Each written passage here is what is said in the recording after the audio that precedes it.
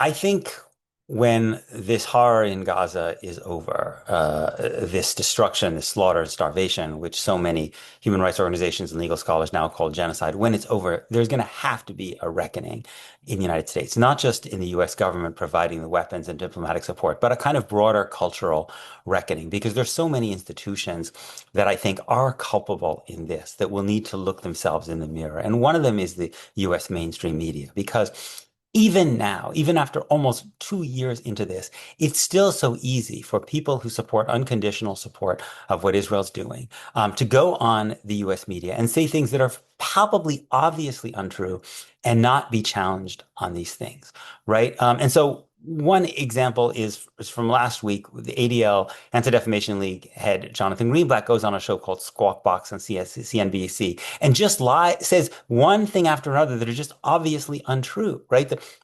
First, he says that Zohran Mamdani, the Democratic nominee for mayor in New York, quote, has visited churches and mosques, not a single synagogue. Not once has he gone to a Jewish neighborhood. Immediately, people started tweeting pictures of Zohran Mamdani in this mayoral campaign having gone to synagogues because he went to multiple synagogues. He went to multiple Jewish neighborhoods. He had multiple meetings with New York Jews and different Jewish officials, right? And then Greenblatt kind of incredibly lamely says, I just meant that he hasn't done so since he won the primary, which is not what he said at all. But the striking thing is that he wasn't challenged on the show when he said that, right? And then he goes on to say, in reference to the Intifada. This is how Greenblatt defines the Intifada. He says, quote, the Intifada was a violent uprising in the Palestinian territories where they murdered over 1,000 people simply because they were Jewish. Again, obviously factually incorrect, right? First of all, there were two intifadas since 1967. Intifada is an Arabic word that means kind of uprising or shaking off. But if one's talking about in the West Bank and Gaza since 1967, there's a first intifada in the late 1980s and a second in the early 2000s, right? Greenblatt is only referring to the second, probably because the first one was actually much, much more nonviolent. So first of all, that's dishonest, right, to begin with.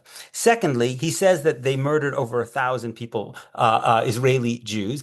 Greenblatt never mentions that at least 3 times as many Palestinians were murdered, right? So these are really, I think, blatant dishonesties by omission. But then the last part is that these people were murdered simply because they were Jewish. I don't think there's a single scholar who has genuine academic credentials, who studied the Second Intifada, including in Israel, or in Jewish scholars in the United States who believe that, right? The Second Intifada was a violent uprising against Israeli oppression. Yes, it was an uprising that committed war crimes, that violated international law by targeting civilians. There were clearly civilians targeted to a significant degree, and that's a violation of international law. You cannot, no matter what your circumstances, target civilians. It's a war crime. It's fundamentally immoral. That is totally legitimate to say. But to say that these people were targeted because they were Jewish rather than because they were part of a state that's committing oppression, it makes about as much sense as saying that the Kenyan people who were killed in Kenya in the Mau Mau rebellion were killed because they were white or British, or that because people who were killed in Algeria were killed because they were French, right? Or people who were killed by Native Americans in the United States in the 19th century in violent uprisings that targeted civilians often were killed because they were white Americans. It's nonsense. It just completely erases the structure of oppression that exists. Again, the structure of oppression, I want to be very clear, does not excuse legally or morally everything that's done, not at all. But to simply erase it and suggest, because again, Jonathan Greenblatt has one hammer, which is anti-Semitism. So everything has to become a nail. So essentially everything the Palestinians do has to become anti-Semitism because he will never actually discuss the political, legal reality of oppression that is the context for what Palestinians do. Doesn't justify everything that Palestinians do, but is the crucial context to understand why there was an intifada to begin with. That's completely erased, right? Marwan Barghouti, who's probably the most prominent leader of the Second Intifada, said, this is how Barghouti describes the Second Intifada. Just compare it to what Jonathan Greenblatt says. Barghouti says, how would you feel if on every hill in territory that belongs to you, a new settlement would spring up? If your best friends with whom you fought shoulder to shoulder continue to rot in jail? I reached a simple conclusion. You, Israel, don't want to end the occupation and you don't want to stop the settlements, so the only way to convince you is by force. Now, one can critique Marwan Barghouti on strategic grounds, one can criticize him on moral grounds. But the idea that these uprisings, these attacks were done simply because they were Jews, it's just nonsense, right? Again, and you could even among pro-Israel scholars, they would recognize that this is nonsense. And yet Jonathan Greenblatt can say these things. He's not challenged.